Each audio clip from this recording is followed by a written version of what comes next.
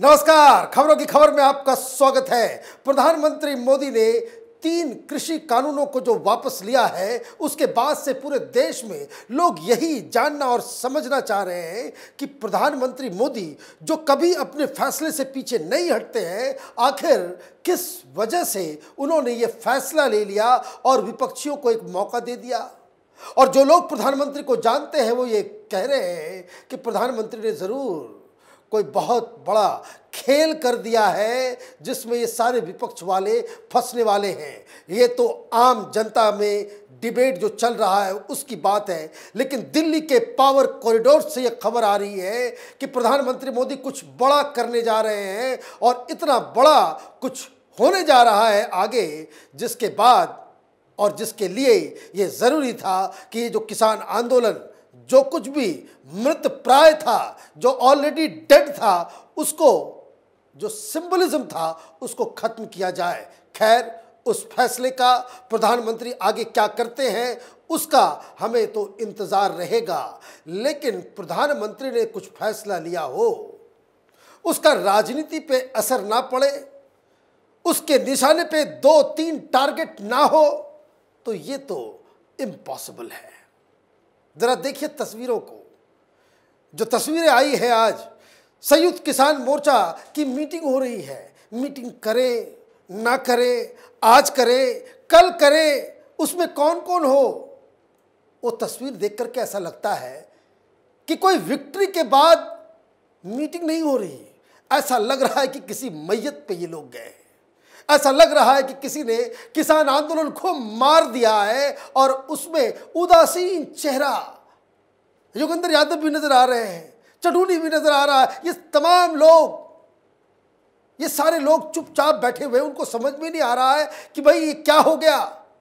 आज मीटिंग होनी थी और मीटिंग होने के बाद इसे पोस्टपोन कर दिया कि भाई कल बैठेंगे। लेकिन इनसाइड स्टोरी यही है कि प्रधानमंत्री के इस मास्टर स्ट्रोक से किसान आंदोलन में जो फूट पड़ी है, इसलिए आज जो मीटिंग की गई उसमें राकेश टिकैत को बुलाया ही नहीं गया। राकेश टिकैत एक अलग मोर्चा खोलने में जुटे हुए हैं, लेकिन राकेश टिकैत की भी तस्वीर देखिए। कल कहाँ ये बताया जा रहा था कि राकेश टिकैत आएंगे, बाकायदा उनका स्वागत समारोह किया जाएगा, उनको एक हीरो वेलकम दिया जाएगा, लेकिन कुछ नहीं हो रहा, वहां लोग भी नहीं है। सबसे बड़ी मुश्किल तो यह है कि जिसे कह रहे कि इतनी बड़ी जीत हो गई किसान आंदोलनों की, उस किसान आंदोलन में गाजीपुर में आज भी 1000 से ज्यादा आदमी नहीं है। कोई सेलिब्रेट करने भी नहीं वहां पहुंच रहा। ऐसी क्या बात हो गई? पाला पड़ गया क्या? कोई करंट लग गया? आखिर हुआ क्या? हमने 3-4 संयुक्त मोर्चा के किसान नेताओं से हमने बात की, आखिर चल क्या रहा है? क्यों नहीं बैंड बाजे बज रहे हैं? क्यों नहीं सेलिब्रेट किया जा रहा है? आपके चेहरे पे मायूसी क्यों है? उन्होंने कहा कि भाई साहब बहुत दिक्कत हो गई है, ये राकेश टिकैत और बाकी के किसान संगठनों में बाकायदा फूट पड़ गई है, और जो डिटेलिंग है वह आप सुनेंगे तो आपको भी समझ में आ जाएगा कि राजनीति की दृष्टि से प्रधानमंत्री मोदी ने किस तरीके से विपक्षियों को उनके ही खेल में चारों खाने चित कर दिया। दरअसल ये 33 संगठन, ये किसान संयुक्त मोर्चा जो अब तक इसकी अगुवाई कर रहा था, जब से ये फैसला आया है, जितने भी उसमें नॉन पॉलिटिकल किसान संगठन हैं, उन्होंने कहा कि भाई किसान का काम खत्म। प्रधानमंत्री ने आश्वासन दे दिया, प्रधानमंत्री ने घोषणा कर दी कि ये तीनों कानून वो वापस ले रहे हैं। अब कोई औचित्य नहीं है कि आंदोलन को जारी रखा जाए। ये डिफरेंस ऑफ ओपिनियन, ये जो मीटिंग को आगे पोस्टपोन किया जा रहा है, ये आगे काफी दिन तक चलेगा ये लफड़ा। ये लोग डिसाइड ही नहीं कर पाए कि भाई रुकना है कि निकलना है। निकलना है तो किस रास्ते से निकलना है, कंफ्यूज हो गए कि समझ में नहीं आ रहा है क्या। तो ये खबर ये बता रहे हैं ये लोग कि आपस में ही फूट पड़ गई है।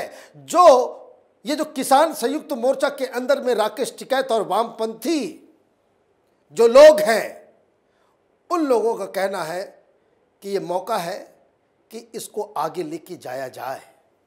लेकिन जो लोग नॉन पॉलिटिकल किसान संगठन है वो ये कह रहे हैं कि भाई आपके पास न लोग हैं, न समर्थन मिल रहा है, कहीं कुछ से कहीं सारे लोगों ने अब कह दिया कि भाई उठाओ। अब यहां पे रुकने का कोई औचित्य नहीं है। अगर आप इसके बाद भी रुकते हो तो लोग कहेंगे कि इलेक्शन की वजह से ये किसान वाले सब जो हैं ये फर्जीवाड़ा कर रहे थे, अभी तक ये राजनीतिक काम कर रहे थे। और इन लोगों ने जो हमारी बातचीत हुई उन्होंने साफ साफ कहा कि इन लोगों के नज़र में तो चुनाव ही था शुरू से। ये लोग तो राजनीति करने वाले लोग थे। ये जमानत जब्त करवा करके हरियाणा में ये किसान नेता अचानक से बन गया योगेंद्र यादव। ये राकेश टिकैत दो दो बार अपनी जमानत जब्त करवा चुका है, अचानक से किसान नेता बन गया। तो मैंने कहा कि भाई ये टिकैत अचानक से ये भाषा क्यों बोल रहे हैं? तो उन्होंने कहा कि भाई ये तो पत्रकारों को पूछना चाहिए कि अगर इसकी अगुवाई संयुक्त मोर्चा कर रहा है तो राकेश टिकैत होता कौन है ये कहने वाला कि अभी कंटिन्यू चलेगा? क्या ये फैसला ये संयुक्त किसान मोर्चा के किसी बैठक में लिया गया? आप अपने मन से कुछ भी कह दोगे तो उनको कहा गया कि भाई आपको जब अपने मन से ही करना है सब कुछ तो आप अपनी डफली अपना राग गांव गाजीपुर के अंदर सिंगू बॉर्डर में आपका स्वागत नहीं है, इसलिए जो मीटिंग की गई उसको बाहर कर दिया गया। लेकिन जब मीटिंग हुई तो वहां भी दो फाड़। वामपंथी लोग चाहते कि भाई किस तरह से कंटिन्यू किया जाए। ये तो खालिस्तानी, चाइनीज, पाकिस्तानी पैसे पे पलने वाले ये वामपंथी, ये खालिस्तानी के दलाल, इन लोग तो ये चाहते हैं कि किसी तरीके से ये मसला जो है आगे चलता रहे। जो लोग नॉन पॉलिटिकल हैं वो कह रहे हैं कि भाई इसको अब खत्म किया जाए, इसका कोई औचित्य नहीं है। लेकिन सवाल राकेश टिकैत का है, उसको क्या हो गया? बक्कल उतर गई, क्या हो गया? तो बताया ये जा रहा है कि दरअसल राकेश टिकैत इस बात से नाराज है कि प्रधानमंत्री ने सारा कुछ अपने ही नाम करा लिया। अगर ये काम प्रधानमंत्री ने राकेश टिकैत को बुला लिया होता, 4-5 किसान नेताओं से बातचीत कर ली होती और उसके बाद ये फैसला सुनाया होता तो इनके पास एक फेस सेविंग होता कि प्रधानमंत्री मोदी के ऊपर हम लोगों ने जाकर के बात की, प्रधानमंत्री मोदी हमारी बात को मान लिए, तो ये क्रेडिट हमें चला गया होता। मसला किसानों का नहीं है, मसला कानून का भी नहीं है, मसला एमएसपी का नहीं है, मसला किसानों की भलाई भी नहीं है, मसला क्रेडिट का है। तो प्रधानमंत्री मोदी ने एक ऐसा फैसला ले लिया कि इनकी प्लानिंग धरी की धरी रह गई। इनके दिमाग में ये था कि हम मीटिंग करेंगे प्रधानमंत्री से, हम मीटिंग अभी भी वो यही कह रहा है कि ये तो हटेंगे तब जब बातचीत होगी। बातचीत कौन करेगा? कौन बातचीत करने के लिए जाएगा और क्यों बातचीत की जाएगी? तो इसलिए नए तो ये पैतरबाजी जो हो रही है वो इसलिए हो रही है कि प्रधानमंत्री मोदी ने इन लोगों में से किसी को हीरो नहीं बनने दिया। आप आए, आपने फैसला सुना दिया। जिन किसानों को ये लग रहा था कि दरअसल ये कानून से कुछ घाटा भी हो सकता है, उनसे माफी भी मांग ली और प्रधानमंत्री सारा क्रेडिट लेकर के गायब हो गए। अब इनके दिमाग में ये था कि प्रधानमंत्री बुलाते, मीटिंग्स होती, उसके बाद ये फैसला होता, ये बाहर निकलते, फूल माला स्वागत होता, विजय रैली निकालते। अब सारी प्लानिंग, सारा क्रेडिट, सारी राजनीति धरी की धरी रह गई। दूसरी तरफ मसला ये बन रहा है कि पंजाब के बहुत सारे संगठन अब बोल रहे हैं वापस आओ। कैप्टन अमरिंदर सिंह कह रहे हैं वापस आ जाओ। अब यहां पे बैठने का कोई औचित्य नहीं है। जितने जितने लीडर्स क्रेडिट ले रहे हैं, अब बात समझिए कि क्यों ये लोग बिल्कुल अकेले हो गए। इनको समझ में नहीं आया कि राजनीतिक दलों ने आपका किस तरह से इस्तेमाल कर लिया। कांग्रेस पार्टी बोल रही है कि भाई प्रियंका वाड्रा और उनके पति ने बहुत मदद की, उनकी वजह से सरकार झुक गई और ये फैसला लिया गया। आम आदमी पार्टी भी कह रहा है कि ये किसानों की जीत हो गई, खत्म हो गया, हमने भी बहुत मदद की।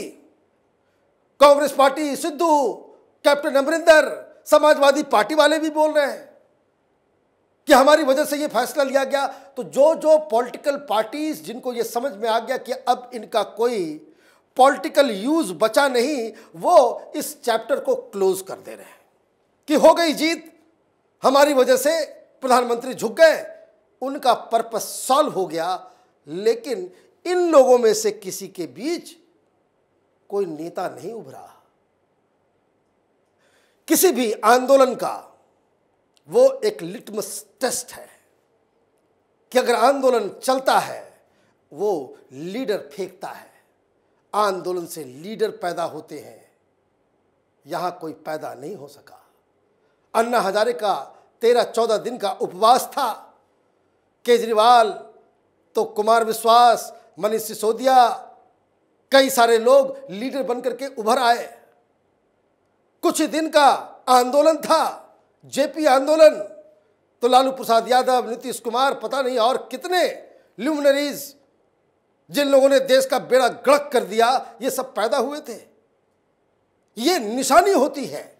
जब स्वतंत्रता संग्राम देश में चल रहा था, कितने सारे लीडर्स निकले, हर जगह से निकले। तो ये आंदोलन सही है या गलत, आंदोलन है भी या नहीं, उसका एक ये लिटमस टेस्ट होता है। तो प्रधानमंत्री मोदी ने अपने इस ऐलान से विपक्षियों के हाथ से एक मुद्दा तो छीना ही, साथ ही साथ ये जो लाल किले के ऊपर तांडव करने वाले, लाल किले के प्राचीर को अपवित्र करने वाले, तिरंगे का अपमान करने वाले ये फर्जी नेताओं को नेता नहीं बनने दिया। यही इस फैसले की सबसे बड़ी खूबसूरती है। आप देखते रहिए कैपिटल टीवी। हमारे वीडियोज को लाइक कीजिए, शेयर कीजिए और हमारे चैनल को सब्सक्राइब कीजिए। धन्यवाद।